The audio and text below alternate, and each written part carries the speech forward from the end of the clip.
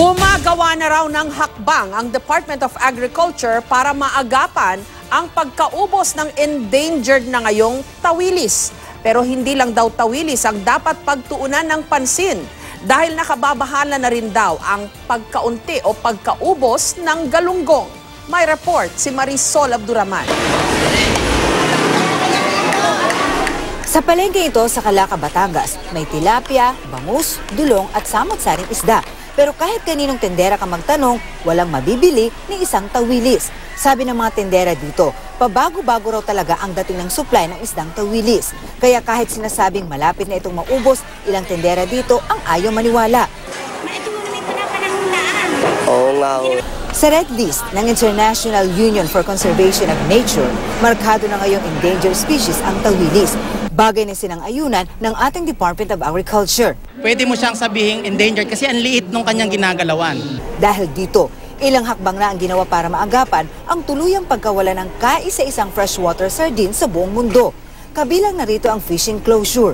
Pinopropose na Tawilis Reserve, meron na ring fishing closure ng Tawilis, protecting yung spawning time and area. Pero bukod sa tawilis, nangangamba rin ang BFAR sa pagbaba ng bilang ng tinaguriang isda ng masa, ang galunggong. Base sa record ng Philippine Statistics Authority, patuloy ang pagbulusok ng produksyon ng galunggong sa bansa mula 2007 hanggang 2017. Ayon sa Department of Agriculture, 244,671 metric tons ng galunggong ang nahango noong 2007. Bumaba noong 2008 at naging 212,000 metric tons na lang. At bumaba pa ito sa mahigit 126,000 metric tons noong 2017. Nasa rehabilitation siya because it is just producing 60% of the usual production.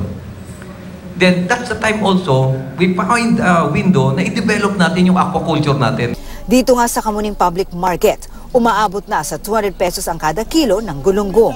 Siyempre, pag malamig ang panahon, walang masyadong isda. Kaya mahal, siyempre, walang supply, konti lang yung supply, maraming demand. Ang iba naman, wala na raw maitinda dahil walang mahango. Para pigilan ang paglala ng sitwasyon, ipinagbawal ng BFAR ang panguhuli ng galunggong sa northeastern Palawan mula November 1 hanggang January 31. Bawal naman itong huliin sa karagatan ng Davao mula June 1 hanggang August 31. Sa ngayon, hindi raw masabi ng BFAR kung hanggang kailan aangkat ng galunggong ang ating bansa. Marisol Abduraman, GMA News.